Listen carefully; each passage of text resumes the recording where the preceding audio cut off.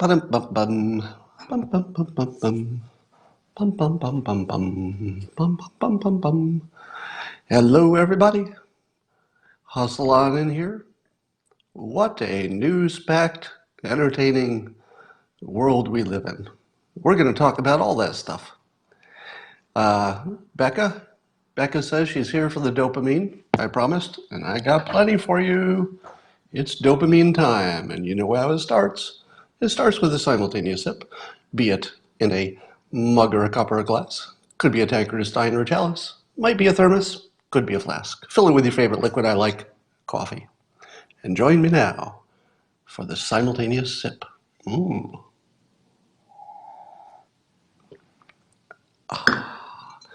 Well, I'm expecting a big crowd this morning because why wouldn't I?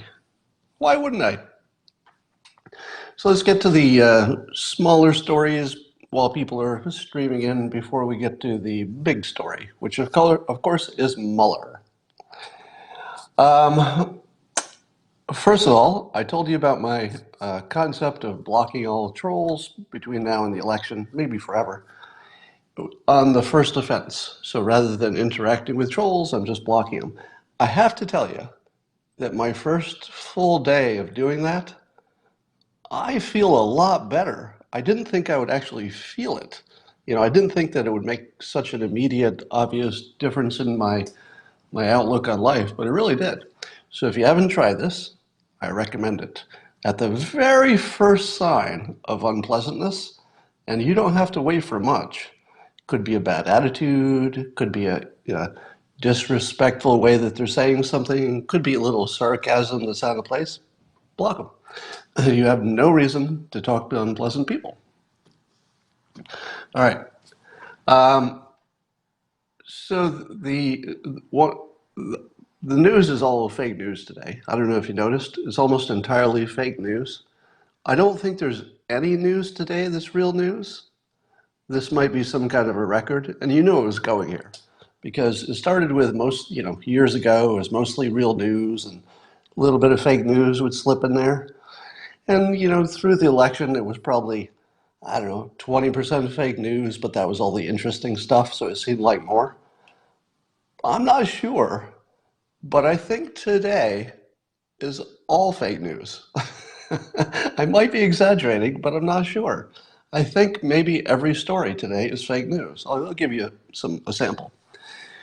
So there's a big story about the White House staff allegedly trying to remove the USS McCain, the naval ship, from the vicinity of where Trump was going to be in Japan. Now, there's no reporting that says that Trump was aware of any of this. And the implication that from the fake news industry is that the White House staff figured that Trump would freak out, he'd flip out if he saw this McCain name and somehow associated with him. So that's why it's being reported. That, of course, is blatantly fake news. Number one, they did not cover up the name on the ship as was reported. So the military, the Navy has now confirmed that never happened. There was some kind of a tarp over it on a day that the president wasn't there, but when he was there, everything was uncovered. But it also seems to be true, because there's some memo, that the White House staff did consider getting that boat and that name out of the picture. Now, is that the story you think it is?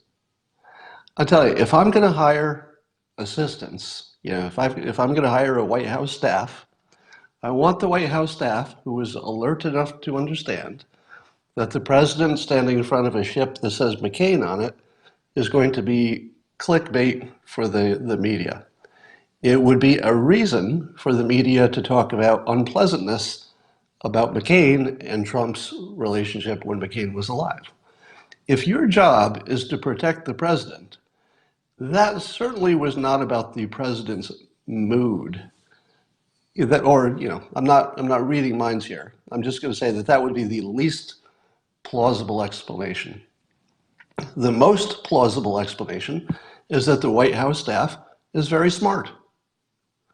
Did you see that? Did you see that interpretation in the news? Oh, Well, the obvious interpretation is that the White House staff is very smart, because if they get a picture of Trump next to McCain, any kind of suggestion of McCain, that's where the story's going to go. And why would you want that when he's having a good trip in Japan? There would be no reason to put him in that position where the media would have a free punch. So, compliments to whoever it was on the White House staff who was alert enough to know that putting the McCain name and Trump in the same photograph would have been a mistake. So I say, if there's somebody a specific person who had that let's say that insight, that person needs to get promoted, because that's the smartest person on your staff. Everybody on the staff who didn't know that was a bad idea, anybody who would have let the president stand in front of McCain's name on a ship, that person's not your strongest player. But whoever said don't do that, that's probably that's your best staff member right there. So that's the first thing. Then we've got Trump did a poorly worded tweet, and here's an example. People often attack me and they say, you are not credible because you never say the president makes a mistake. Everything you say is an apology for the president. You just support him. Well, here's an example where I clearly will not.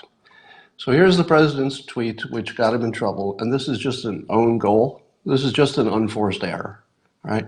So you're listening to me talking about President Trump making an unfair error in the realm of persuasion. So just remember that. So here's his unforced error. In his tweet, he said, Russia, Russia, Russia. That's all you heard at the beginning of the witch hunt hoax. I like that he's calling it a witch hunt hoax. That's new. And now Russia has disappeared because I had nothing to do with Russia helping me to get elected. And then there's some more, but it doesn't matter. So here's the offending sentence. And now Russia has disappeared because I had nothing to do with Russia helping me to get elected. So it was interpreted as an admission that he believes Russia helped him get elected. So that was just an error. Apparently he later clarified that he got elected on his own, it wasn't Russia. But certainly that's a poorly worded sentence. I think what he meant was that he had nothing to do with it, and then the question of whether they were effective or not is a separate question. But it doesn't say that, so this is just a mistake. All right. But it exists as fake news because of his poor wording. It was reported that he intended to admit that Russia got him elected. That didn't happen. That definitely didn't happen. It was a poorly worded tweet. That's all it was. Speaking of news that's fake news, there's a certain senator whose name I don't want to say because I will get banned on social media. Do you all know what senator that is? Let's say that his first name is Steve, and he would be a person who would be married to a queen. So what would be the title of somebody married to a queen? That's who I'm talking about. Steve, married to a queen. And I don't mean, I mean a royalty queen, not the other meaning. He has made, I think, the same dumb mistake at least 3 times. And I can't defend how poorly he's presenting himself. He's really digging himself in a hole that he dug for himself, and he just keeps digging. But he's mostly a victim of fake news, because what Steve keeps saying, I'm sorry, he's not a senator, he's a representative. Representative Steve married to a queen. Yes, not a senator. So he keeps saying that there's something special about Western or United States culture. Now, when he says some cultures are better than others, he clarifies and he says, by culture, I mean, for example, people who have the Constitution of the United States and have a similar feeling about how the country should run. I'm paraphrasing, but that's the sense of it. It's sort of patterned around the Constitution or maybe the Magna Carta before that. That's what he means by culture. Now, he also very clearly says that he's talking about all Americans, people of all ethnicities, genders, be they gay, be they straight, be they blonde, be they redhead. He very clearly says, no, no, no, I'm not talking about ethnicities and people. I'm talking about the set of rules that the big melting pot of America lives by is a pretty good set of rules. He calls it a culture. Of course, the news says, well, there he goes, being a racist again. And then he says, wait a minute, I didn't mention race. I specifically excluded race. I was talking about a common set of rules that we call a culture, and some sets of rules or cultures are better than others. That's all I'm saying. And we shouldn't assume that they're all the same. That makes sense, right? One set of rules about how to act is not going to be exactly equal to another set of rules about how to act, and it doesn't matter what people you put in either system. Some systems are better than other systems. Most innocent thing anybody could ever say, and of course the CNN reports it as, well, there he goes being a racist again. Exactly what wasn't happening. Specifically what wasn't happening. Clearly, specifically stated in the clearest words, that's not what I'm saying. And then reported as, well, that's obviously what he's saying. So that's the quality of your news today. Did you see the news that there was a man who set himself on fire near the White House yesterday? Literally, a man set himself on fire near the White House. That man's name was Bob Mueller. I'll just let that sink in for a while. So let's talk about Bob Mueller. So Mueller goes on TV and he gives his little statement about essentially exactly what was in his report. How did the news report it? The news, both on Fox News and CNN, largely said the same thing at first. You know, the real news people, not the opinion people, but the news people, you know, the Brett Baiers, you know, the news, not the opinions. They reported that Mueller completely contradicted or said something in opposition to Barr. If you watched it live and you were watching the hot coverage, that was the news universally. Mueller is saying something completely different than Barr, and this is big, big news. Everybody said it, right? Both sides. I made a prediction I checked the time, at 11 a.m. my time. I made the following tweeted prediction. I said, prediction, when we see Mueller's and Barr's comments side by side, in writing, not verbally, they will start to morph in our minds from totally opposites to completely compatible. Now, how many people agreed with me when I said that? Well, a few. A few people said, yeah, I can kind of see that. But mostly people said, Scott, these are opposites. Nothing could be more opposite. You heard it with your own ears, Scott. You heard it with your own ears. I heard it. Don't tell me it's the same. I heard it with my own ears. That's what most people said. A few hours later, Attorney General Barr's office and the special counsel clarified on the issue of the OLC, which is the rule that says you don't indict a sitting president. And that's where people thought that the difference was. They said that there was no discrepancy. So both Barr's organization and Mueller's organization immediately reported that there was no discrepancy and that they actually were completely compatible. Nobody in the world but me predicted that within the first hour or two. I was first. Obviously now a number of people have come to that position, which was exactly the prediction. The prediction was we would start here and it would be, wait for it, an illusion. That's my specialty. My specialty is identifying hoaxes and illusions. I believe, and I've been telling you this for years, that I have a learned skill set that gives me an advantage in doing that, and I try to prove it by making public predictions. This one I felt was kind of obvious, because you see I went on a limb. I put my skin in the game.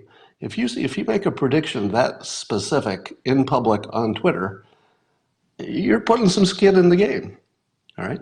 Now I would say that I'm not special in this skill set, or a talent stack as I call it. Mike Cernovich would be another one. He has a similar talent stack and can see hoaxes faster than other people. And you should look for that because he has the same skill set. All right. Let's talk a little bit about what Mueller did. First of all, let's talk about why.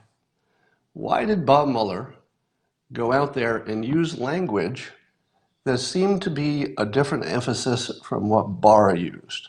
When Barr first summarized the report, and remember that Mueller agreed that Barr was being faithful to the report.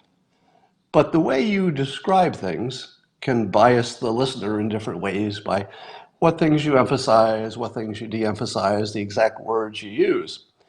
Barr used words that leaned toward not guilty / exoneration without ever using exoneration. The president took that, I would say, generous interpretation and used a little hyperbole and said, exonerated, it's all over, nothing found.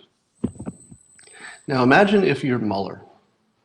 You just worked for years on a piece of work that you're really proud of. You put in your heart and soul, you took all the heat, you took all the arrows, and when you were done, you watched the president misinterpret it. Put yourself in Mueller's head. He did all this work, all this money was spent, all this attention, all the abuse he got. He couldn't say anything because, he's sort of a straight arrow and he doesn't like to, he's not about the public stuff. He's not about the persuasion, he's about the facts. And he had to sit there after years of working on this product, listening to the president misrepresent it because it did not say exonerated. It didn't say that. So here's my best guess. And again, I'm going to use clear words. This is a guess, it's speculation. We can't read his mind. But wouldn't you agree with the general base statement that Mueller had to really, really hate the way the president and Republicans were interpreting it? He hated that, because you can't imagine anybody in that situation who would not have hated hearing that interpretation. So, if you were to ask me what is the most reasonable explanation of why Mueller spun it in the opposite direction, it's because he was responding to Barr's spin. In other words, he was showing that you could use, this is my interpretation, but he was presenting it in a way that completed the picture. The picture that Barr gave was, there's no reason to think a crime committed. This is, I'm interpreting, that's not what Barr said. So the Barr spin was, no reason to think a crime happened. That was half of the story, because the other half was, no reason to think it didn't, meaning that it's not that clear. Mueller, if you want to give him the most generous interpretation, it would be that he completed the picture. Because now the public can see there were two versions that use the same set of facts. One version leans a little bit, I think there's something here. And the other, that's the Mueller version. And the other is Barr, well, there's not enough here, let's move on.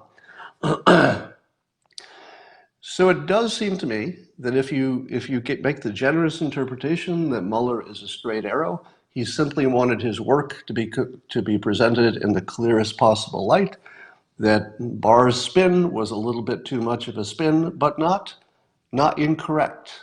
It was simply a way of communicating that left people with the wrong impression, perhaps. So he spun it the other way, so you could see both movies at the same time. Now, let's talk about what that actual potential evidence of a crime was, because Mueller used language that basically said, I'm not saying he's innocent. Or no, He's not guilty, basically. I heard Dan Bunch, say that first. I'm sure other people have said it. But now the country said, what the heck? There's no such thing as not guilty. People are innocent until proven guilty. But what's different about this is that by the time Mueller talked, his report was already public. Most of it anyway, the parts that mattered. And so we had already passed the point where a person who was not going to be charged was already embarrassed by all the information. Now, in a perfect world, if a decision is made not to charge somebody, at the same time you don't show any information. Everybody agrees that that's the fair way to do it. But since this was a special case where the information was made public, and in fact the president made it public, he didn't resist that. So in that special case where we already saw all the bad information, putting his spin on it was not the same crime as if he had decided to give us information we didn't have. There was no new information. And just showing the information, I would argue, is the bad part. But as much as you watch this, can you figure out yet what is this evidence that he might have been guilty? Have you taken the time to Google the 10 incidents that Mueller talked about that were the sort of the sketchy activities with which he said you can't conclude that no crime happened, right? You can't say you can say he's not guilty. You just don't know because there's stuff. So I took the time to look at that list today. Oh my God, it's weak. So the total list of all the things that he did, they fall into these categories. And by the way, what I'm going to say next is actually from Mueller's own words in the report.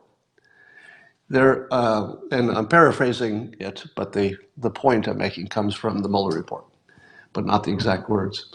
So here were the categories that those 10 incidents that are questionable fall into. Number one, there are things that are done as part of Trump's job. Is there any way that you could imagine that Trump would be prosecuted by 12 jurors for doing something that would be well within his job description, such as firing Comey? Can't really imagine it, can you? And this is the Dershowitz point, that if a president is doing his job, the normal things that a president does, hiring and firing, and certainly there were reasons to fire Comey. Comey gave him completely legitimate reasons not to be trusted. So if anything fell into that category of things he was just doing his job, could the best lawyer in the world determine that that was a crime? They can't. The best lawyers in the world could look at the same set of facts and go, oh, I don't know, might be a crime, might not be. Now compare that to a crime such as murder or burglary. If we were talking about a common crime and you knew all the facts, there were no facts and questions like, well, here's a video of the guy going in the house, we've got his DNA, he admitted it, we know all the facts. Person went in your house, took some things and left. You wouldn't have to ask about their state of mind. Lawyers would not be arguing about whether a crime had been committed. The facts would be crystal clear. That's not the case here. The smartest lawyers in the world could look at these same facts and say, I don't know, maybe, could be. You can make an argument for it, but probably it'd be hard to convince a jury. Here's another one. Things he did in public. So there were things that the president said in public, things he tweeted, things he said, such as calling on, I don't know, whatever he did. I guess one of them was he in public, he failed to rule out pardoning Manafort. Is that a crime? Is it a crime to fail to limit your own options? Is it ever a crime to say, I'm not going to limit all my options? What lawyer is going to take that to court?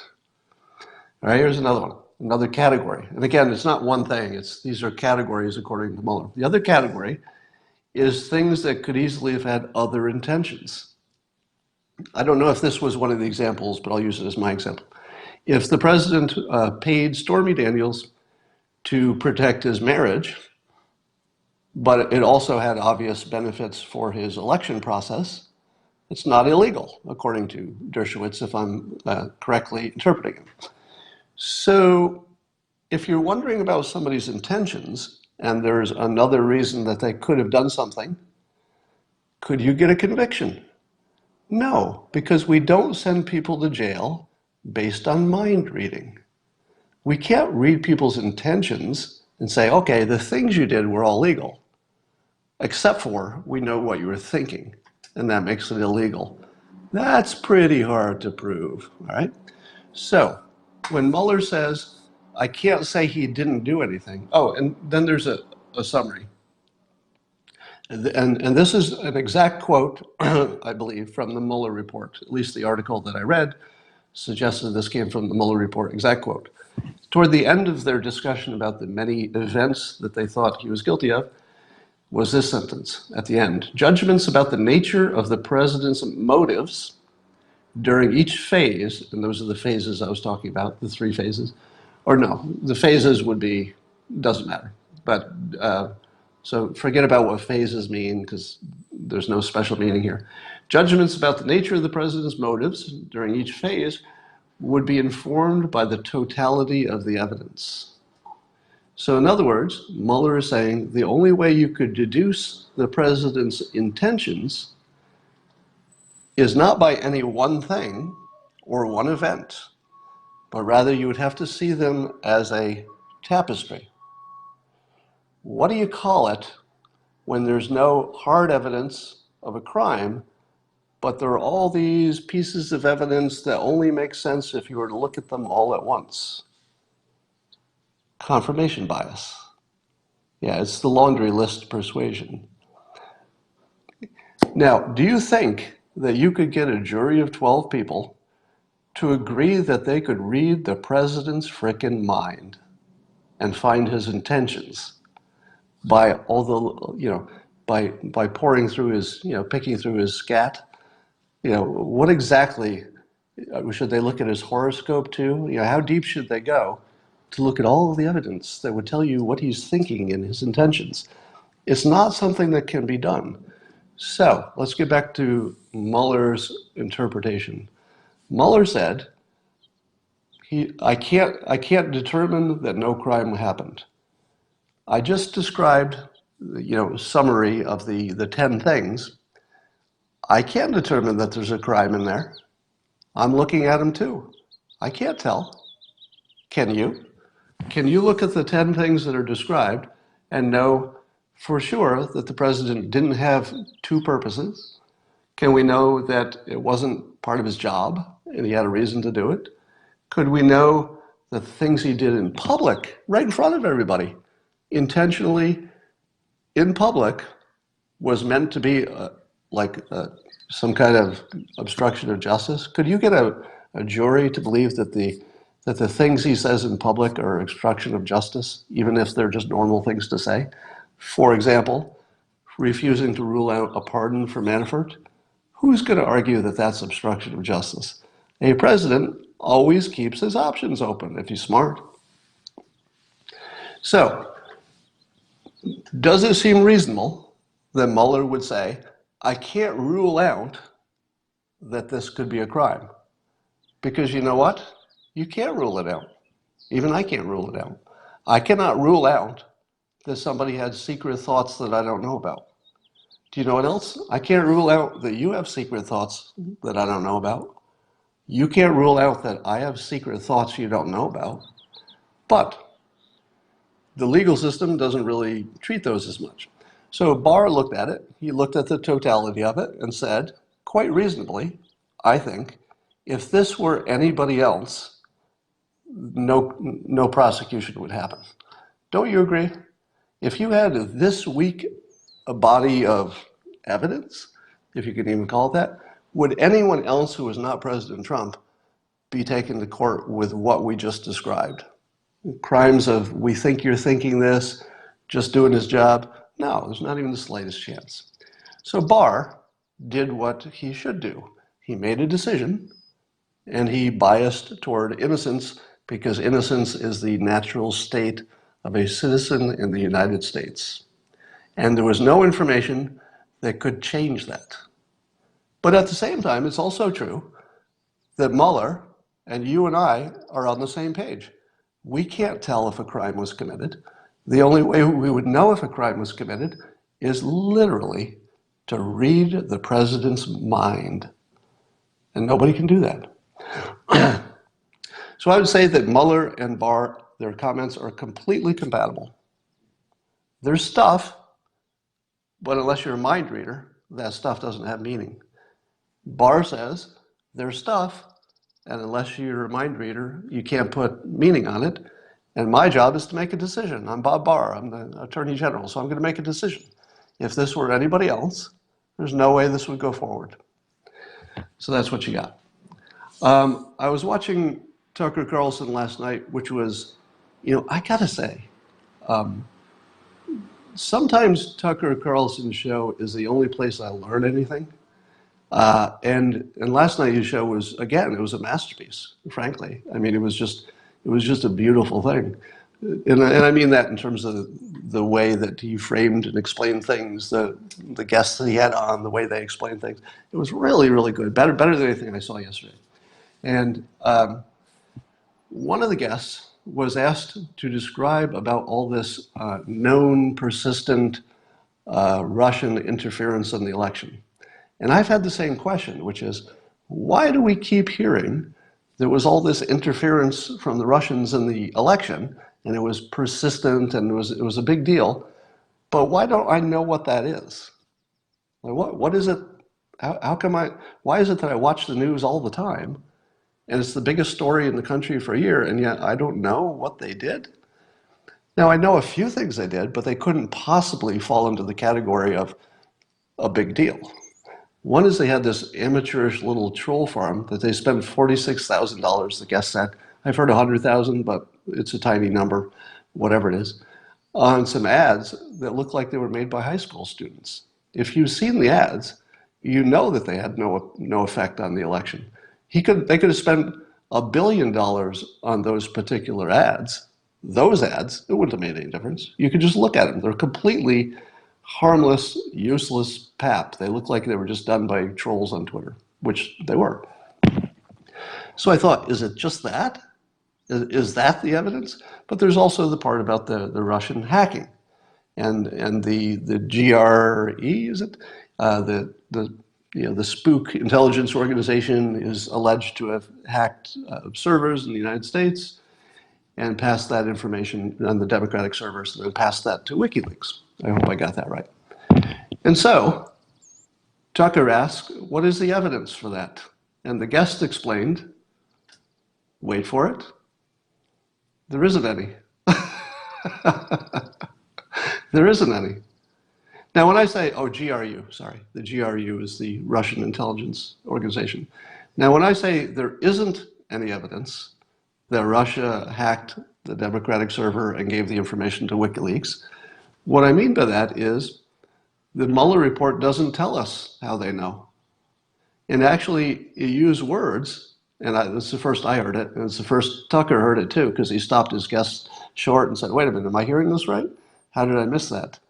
If you read the Mueller report, it uses some word like evidently or probably or apparently, and it doesn't give you any explanation of how we, the details of how we would know it was him. Now, of course, you're saying to yourself, Scott, these are all secret ways we know things. Maybe we bugged Putin some way. We don't want to give it up. So trust us, the security, we are the intelligence people of the United States. We have your best interests in mind. Yeah, I think the word was appears. It appears that the Russians did it. Now keep in mind, this is Mueller. He didn't say the Russians did it. He said, it appears they did it. Does that look the same to you? Appears they did it? Because appears they did it, maybe it suggests that we have secret ways of knowing it, and he didn't want to give that up. Maybe, possible. Can't rule it out. But here's the fun part. And Tucker's guest, I wish I remembered his name because he was phenomenal as a guest. He should come back. Um, so his guest explains that I'm reading your comments here. I lost my train of thought for a minute. So here's the part. So the guest explained, and somehow I think I maybe heard this, but I heard it in a different context before. And when he put it together, like my eyes just went boing. Apparently, Bob Mueller, when he was head of the FBI, testified that Iraq had weapons of mass destruction. Did you know that? Did you know that when Bob Mueller was head of the FBI, he testified that Iraq had weapons of mass destruction? The other people who were testifying, or at least should have known, or part of that was Clapper and Brennan, I think, in their older jobs. Now, given that we know our own intelligence services are unreliable, and let's just say what it is. Our own intelligence services in the United States are unreliable. That's just a statement of fact, wouldn't you say? Likewise, Bob Mueller, we know, is unreliable on this very sort of question. He's not unreliable on other things, and I'm saying, well, he maybe he cheated on his taxes, so I think he's lying about that. Nothing like that. And by the way, I don't think he cheated on his taxes. I'm saying that Bob Mueller is unreliable on this exact question of whether intelligence is real or we've interpreted too much into it. But if he used the word, apparently or anything like that, it's pretty much an acknowledgement that either we're not sure, or maybe the best interpretation is he doesn't want to give away the fact that we are sure because we got secret means to find out this stuff. I just don't think the central claim of the whole hoax is even a little bit credible at this point. The primary claim that Russia hacked and that they made some kind of a big difference with this troll farm, I believe are the only pieces of evidence that are at least the important ones, and they're not even slightly credible based on what Mueller himself says. So I'm not making up facts. I'm looking at we have a non-credible person who doesn't even claim it's true. He claims it looks like it's true. If a non-credible person who has a history of being wrong about something that almost destroyed our country and did destroy other countries says something, well, it looks like it's true, I can't be sure. What do you do with that? Well, you certainly shouldn't trust it. You definitely shouldn't trust it.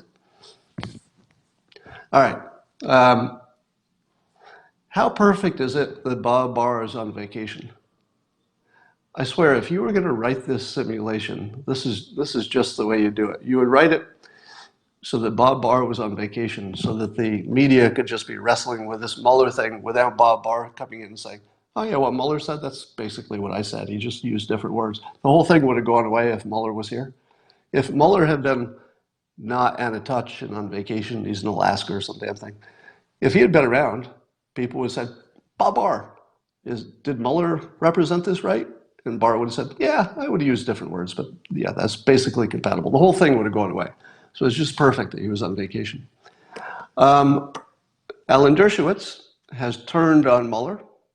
He was a Mueller supporter until recently, and when Mueller did his, possibly guilty explanation about Trump, Alan Dershowitz quite correctly says, we don't live in the country where you do that sort of thing.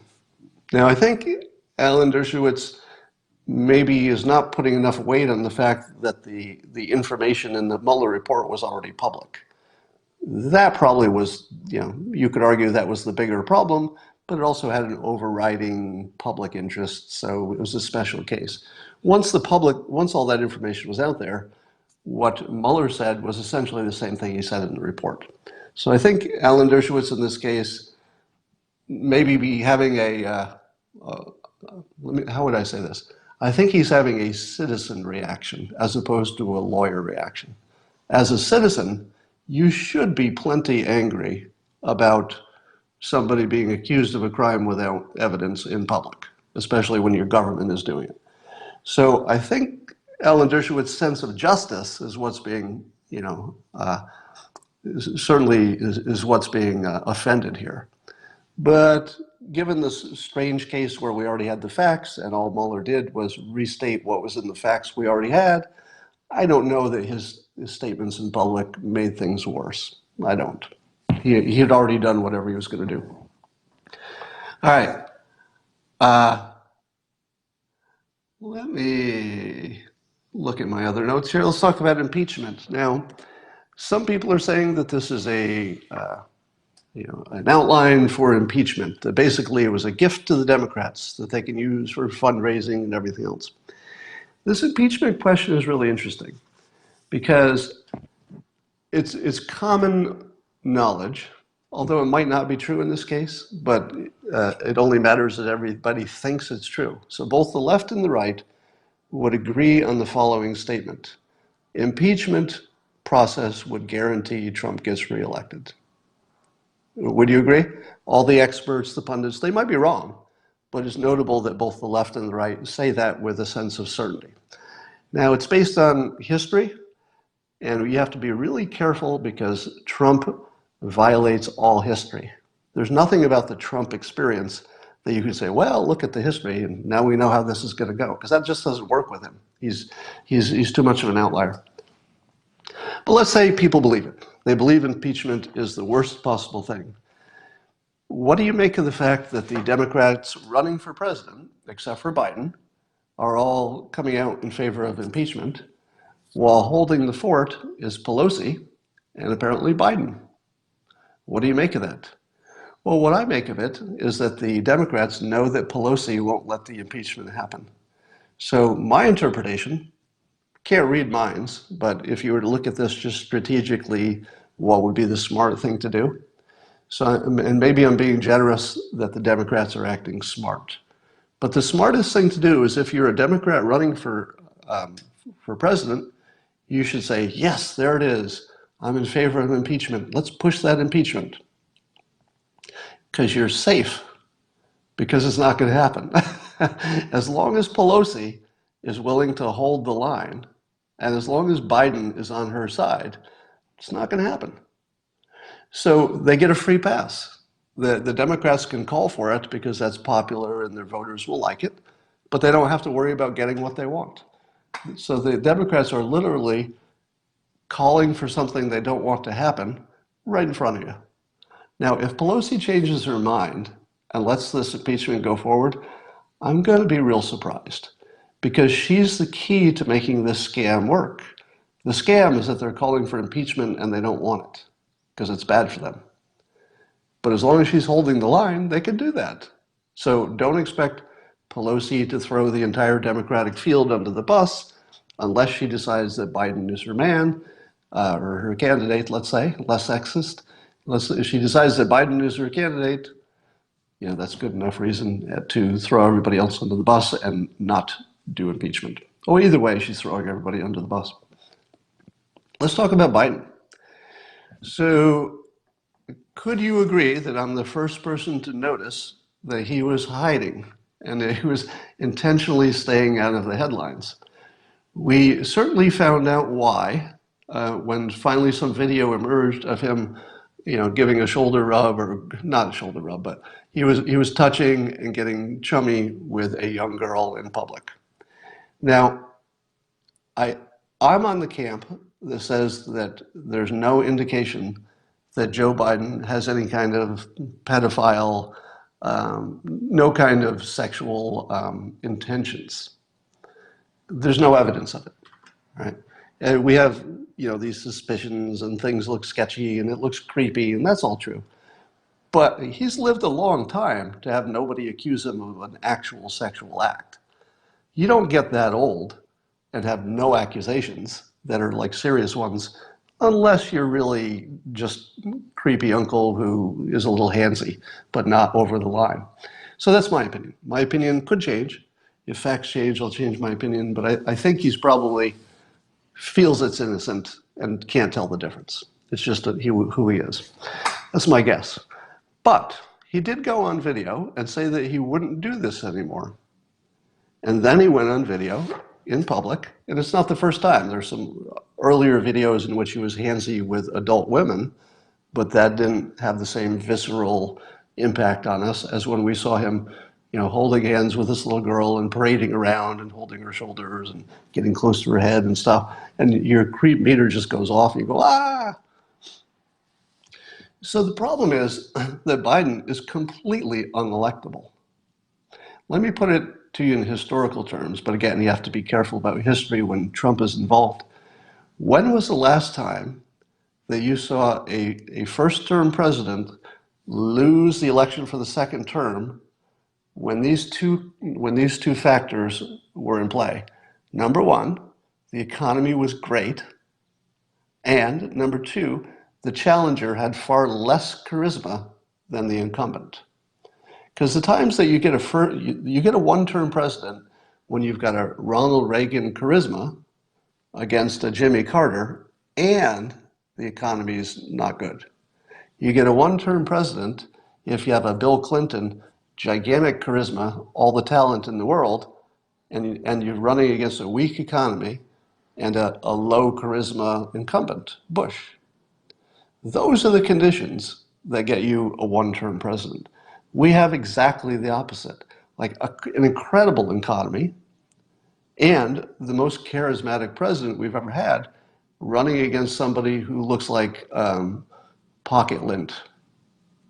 When I look at Joe Biden, I actually think of pocket lint in terms of his charisma. Like it's so absent, it's painful. Now, I wouldn't have said that before President Trump set the standard of what charisma looks like. I would have said Biden had charisma, if you'd asked me 10 years ago. But at the moment, he looks like a doddering old handsy guy with all of the charisma of pocket lint, and he doesn't have a chance. What do you make of the fact that he's leading in the polls at the same time he doesn't have a chance? Here's what I say. I believe that the Democrats, at least the strategic ones, not all the voters, but the strategic ones, have decided that they can't win this next election, given the current conditions. Now, they'll probably still try. They might introduce a few new hoaxes. They might try to manipulate social media. But probably they don't think he has a chance. Now, if you knew that your team was going to lose the next contest, the next election, what would be the smartest strategic thing to do if you knew you were going to lose? Just think about that for a moment, and then I'll give you the answer. What would be the smartest thing you could do if you knew you were going to lose the next election? Because I think they know that. The smartest thing you could do is to throw the most disposable politician against it.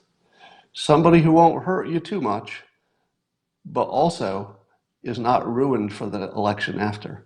So Biden is basically a sacrificial candidate. There's no chance he can win, and there's no chance he would want to run again. Here's the key. There's no chance that Biden would run again 4 years later, because he would age out of it. He's really aged out of it already, but by then it would be unambiguous. So all of the candidates who are not Joe Biden are essentially in sort of a American Idol type competition to see who can develop some charisma, who can get a little distance, who can look like a credible person for 2024. So it seems to me that the Democrats are playing for 2024 because they have a candidate who couldn't possibly win. And let me put some meat on that. If you look at the most effective plays against candidate Trump when he was running for election, one of the biggest things that people said about him, mostly Hillary Clinton and then all the Democrats, they said he was a sexist. And they would give, this example, that example, that example. But that's completely taken away with Joe Biden. One of the strongest attacks against this president doesn't work if your candidate is Joe Biden, because he's a little too handsy, right? And even if he's not done anything illegal, and I think he has not, I would not accuse him of that, there's no evidence of that, he's not 2019 material, if you know what I mean. He doesn't have the 2019 sensibility about how men and women act. The racism claims are not nearly as effective in the second term, because the president has backed prison reform, the president has great unemployment numbers, and nothing happened in those years that looks like obvious, some kind of Hitler racism thing. So before, you could imagine that maybe those things would happen, because people were all worked up with their Trump derangement syndrome and they were imagining the worst. But now you don't have to imagine what a President Trump looks like. You know. You have no unknowns about the president in terms of who he is and what he's likely to do. The details, of course, you have a question, but the general vibe is pretty well known. And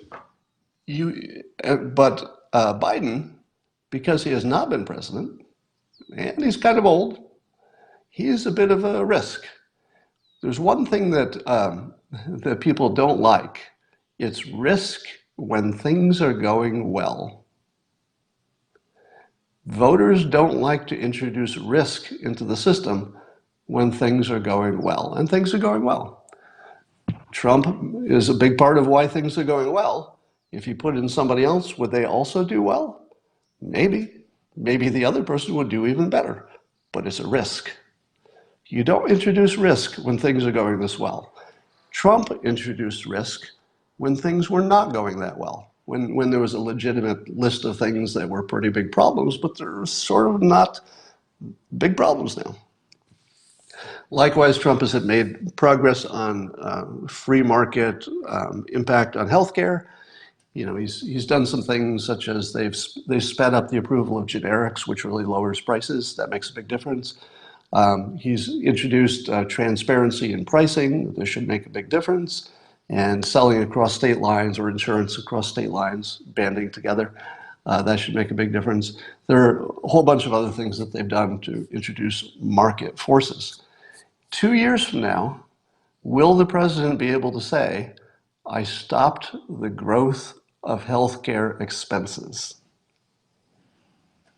Probably yes. Think about that. By 2020, he's probably going to be able to say, prices were going up like this until I got elected. I did all these things to introduce competition, and then it leveled off. It might still be up, but it's going to go from this to more like this. That's a pretty good story. It's not a great story. I've said often, I'm left of Bernie, and until everybody has good health care coverage in some way, whether it's ideally through insurance, I'm not happy. So that wouldn't be good enough for me, or even close, but it's certainly a good story for getting reelected. Here's something interesting. I don't remember anybody saying this before I did, so I'm going to claim credit for it as a prediction. I'll say for sure that I didn't hear it from somebody else before I said it, but I won't claim that nobody else said it before I did, because I don't know what everybody in the world is saying all the time. Way early in this Russia collusion stuff, way before the Mueller report came out, way early, I said, yeah, so there might be a backpat coming up. I said, this looks everything like British interference in our election. How is this not British interference? There are way too many British connections in the story, from, of course, Christopher Steele, who they call an ex-spy for Britain, as if there's such a thing. If you bought that there's such a thing as an ex-spy, if you believe that, you'll believe anything, all right? I don't think there's any such thing. He might not be on the payroll, but there's no such thing as an ex-spy. You're either a spy for life or you never were one. All right, in my opinion. I'm exaggerating a little bit, not much. So, now Trump has weaponized the justice system to look for the cause of the Steele dossier and to find out how all this started. At the same time, Theresa May stepped down. Connect the dots. If there was British interference, and anyway, somebody needs to fact check me on this because I'm just spitballing here, but wasn't Theresa May in charge during the time that if there were actual British interference, and obviously it was because Christopher Steele's British, wouldn't that be, Theresa May's administration? And maybe she's leaving at the right time. Somebody says, that seems thin, Scott. Yeah, her stated reason is because of Brexit, and that would be plenty of reason enough. But it's mighty convenient, mighty convenient. So don't be surprised if a year from now, common knowledge is that Great Britain interfered with our election, and aren't you glad that Theresa May stepped down because she wouldn't have lasted? She would have been run out of office. Assuming that the investigation finds that she was aware of some kind of interference in the election. She certainly had the motive. All right, let me make sure that I hit everything that I had. Yeah, I'll remind you again that this can be seen in replay in an hour or so, 1 or 2 hours usually, over on YouTube. You would Google the phrase "real coffee with Scott Adams" and it will pop up. And that is one of the ways that I monetize this.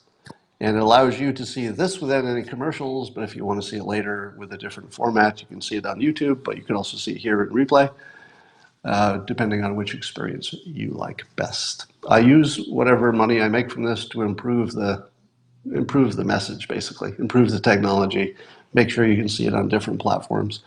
So should you either donate through the Interface by WenHub app, which is my startup's app. Somebody says, Scott Adams, try Adderall. I would love to try Adderall. That's a story for another day. I will tell you that in college, I had a few experiences with whatever the Adderall precursor was, the earlier version of that. And it does turn you into a super human. If you don't need it for ADHD, it's just speed. Now, you should not get hooked on drugs. There's nothing good about that. I don't recommend it. But I can see why people liked it. All right. I think that's all. I think that's all. So please go try blocking all of your trolls. Block them, block them, block them, and you will reduce their signal. Let me put this in starker terms. If you're worried that the social media platforms will put their finger on the scale, I hate using that analogy, but there's not another one that works as well. If you're worried that the social media platforms will bias the election, you can bias the election too. You can bias it by following people who agree with you and boosting their signal. You can influence it by blocking the trolls and the people who are just unpleasant. I would not block credible people who just have a different opinion. No reason to block them. In fact, they would help you. It's good to see different opinions, but if they're just unpleasant, block them on the first try. Never, never interact with them, and you will reduce their signal because their interactions with you are part of their signal. And part of it, frankly, is just to discourage you from using social media. I wonder sometimes what is the real point of the trolls, the alleged Media Matters trolls, etc., who come after me every once in a while. I wonder what is it they're exactly trying to accomplish? Because they don't say things that are really different information so much. Sometimes they do. But mostly they're just coming over to be abusive. And the best I can imagine is that they're trying to discourage you from using social media. They're trying to essentially be so awful that you just don't want to sign on anymore, which would reduce your signal. So don't let them reduce your signal. Don't let their unpleasantness do anything but get you a little dopamine hit for blocking them. You will learn that you'll get a little bit of good feeling for blocking them because you know they don't want that. It's the last thing they want is to get blocked. So give them the last thing they want, a block without an interaction. And that's all I have for you today. Go forth and have a good day.